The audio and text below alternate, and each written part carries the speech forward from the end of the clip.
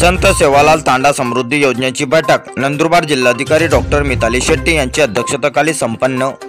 सविस्तर माहिती अशी की काल दिनांक 17 फेब्रुवारी 2025 रोजी नंदुरबार जिल्हाधिकारी कार्यालयाच्या रंगवली सभागृहात जिल्हाधिकारी डॉक्टर मिताली शेट्टी यांच्या अध्यक्षतेखाली संत सेवालाल तांडा समृद्धी योजनेची बैठक घेण्यात आली।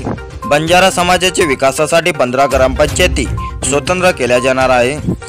राज्यातील बंजारा समाजाचा विकास व्हावा यासाठी संत सेवालाल तांडा समृद्धी योजना राबवली जात आहे। या तांडा समृद्धी योजनेमुळे बंजारा समाजातील तांड्यांचा विकास करण्यासाठी शासनाच्या वतीने प्रयत्न केला जात आहे।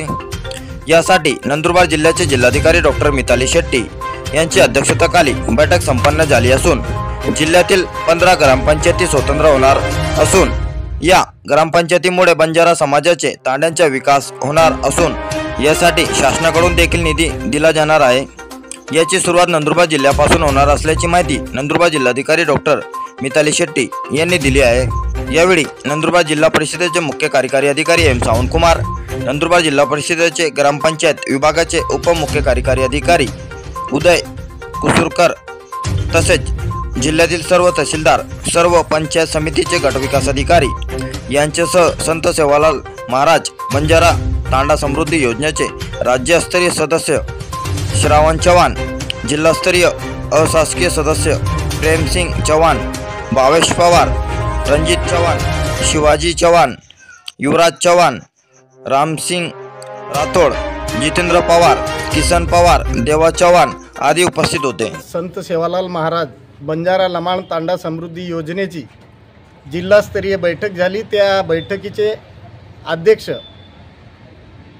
श्रीमती मितालीजी या जिल्ह्याचे कलेक्टर त्या होत्या। राज्यातील 5000 तांड्यांना स्वतंत्र ग्रामपंचायत मिळणार आहे। त्याचाच एक भाग म्हणून आज नंदुरबार येथे शासकीय बैठक बोलवण्यात आली होती।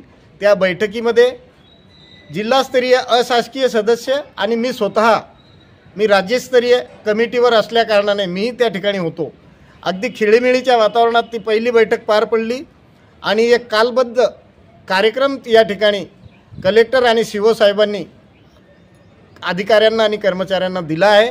याच्या पुढे कालबद्ध कार्यक्रम आखला जाईल आणि नंदुरबार जिल्ह्यातून 37 ग्रामपंचायती अशा आहेत की त्या ठिकाणी तांडे आहेत।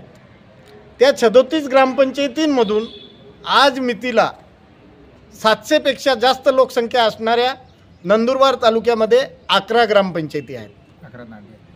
11 ग्रामपंचायतीमधले तांडे आहेत। तर ते 11 तर होतीलच, परंतु आमची विनंती मी त्या ठिकाणी त्यांना असं सांगितलं की ज्या ठिकाणी कमी संख्या आहे त्यांची गट ग्रामपंचायत करा। त्या तांड्यातला प्रतिष्ठित किंवा त्या तांड्यातला ग्रामपंचायत सदस्य असेल, पोलीस पाटील असेल, त्यांना विचारायचं आणि त्यांना सांगायचं की बाबा तुम्हाला कुठं जोडायचं। त्यांना वाटलं तर त्या छोट्या छोट्या तांड्यांमध्ये गट ग्रामपंचायतीसुद्धा होऊ शकतात। अशा पद्धतीने कालबद्ध कार्यक्रमामध्ये जवळपास 37 ग्रामपंचायती होऊ शकतात, परंतु 14-15 तर निश्चितपणाने 17 ग्रामपंचायती संपूर्ण जिल्ह्यात 37 पैकी 17 ग्रामपंचायती बंजारा समाजाच्या स्वतंत्र तांडे करून त्या ठिकाणी ग्रामपंचायतीची स्थापना होऊ शकते।